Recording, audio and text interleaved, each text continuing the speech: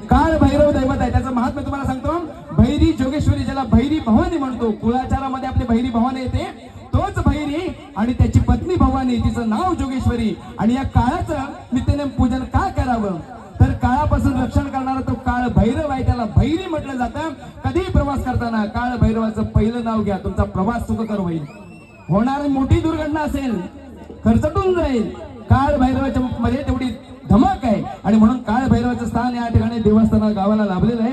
तुमची खरीच पुण्य आहे नवखार गावाची की हे दैवत गावामध्ये आहे. आणि म्हणून त्याचं या ठिकाणी 2 ओळीचं फक्त गीत सादर करतो, नंतर तुम्हाला एक पैसे देतो. तुम्हाला देतो जेवढं लागेल तेवढं, नवीन काढून ठेवू.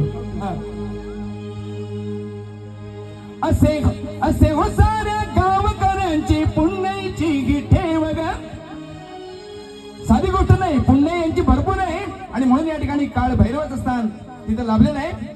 असे हो साऱ्या गावकऱ्यांची पुण्याची गिठे वगैरे, या नवखार गावाचा रखवाली असे हा भैरी देव ग, या नवखार गावाचा रखवाली असे हा भैरी देव.